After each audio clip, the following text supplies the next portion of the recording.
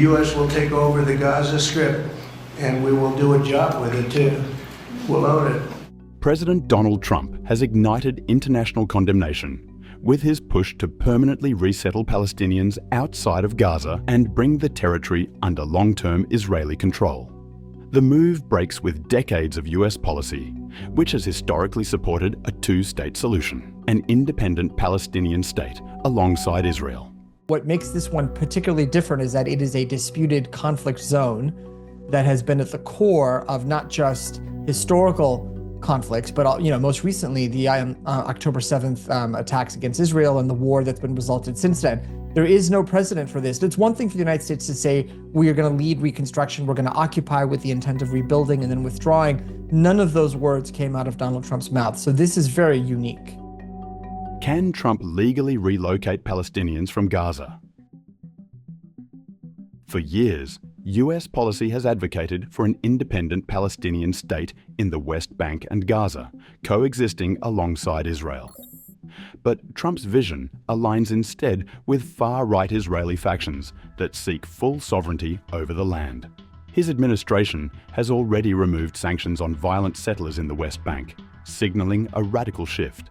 Regional powers have reacted swiftly. Saudi Arabia, Jordan, and Egypt have outright dismissed the proposal, while France has called it a flagrant violation of international law.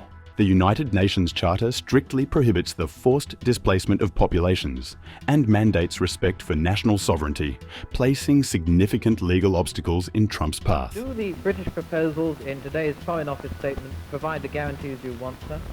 We appreciate certainly the view that it should be done in a form of a combined operation, that our withdrawal from Aqaba Gulf and the arrangements in Gaza Strip should be done in connection with the guarantees which we are requesting. The difference may, however, arise how it should be done. We would like to see this operation to be simultaneously done in the United Nations. Who controls Gaza? Historically, Gaza's sovereignty has been complex. The last legally recognized sovereign was the Ottoman Empire, which ceded control in 1923. Since then, the region has been governed under various administrations, first by the British, then Egypt, followed by Israeli occupation. Although Israel withdrew its military presence in 2005, it maintains de facto control over Gaza's resources, including water, electricity, and fuel.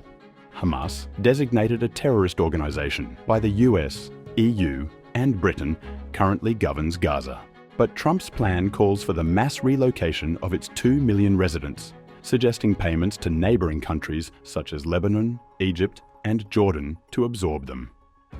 Arab nations have rejected this outright, warning of severe regional destabilisation. I think that Gaza maybe is a demolition site right now. If you look at Gaza, there's hardly a building standing. Why would they want to return? The place has been hell. It's been one of the meanest, toughest places on earth. And right now, I've seen every picture from every angle, better than if I were there. Gaza has been under an Israeli blockade for 16 years, with more than 80% of its residents dependent on humanitarian aid. Trump's proposal, if enacted, would not only eliminate the possibility of Palestinian statehood, but also lead to one of the largest forced displacements in modern history. This plan represents more than a policy shift. It's a move that could redefine the Middle East, igniting further conflict.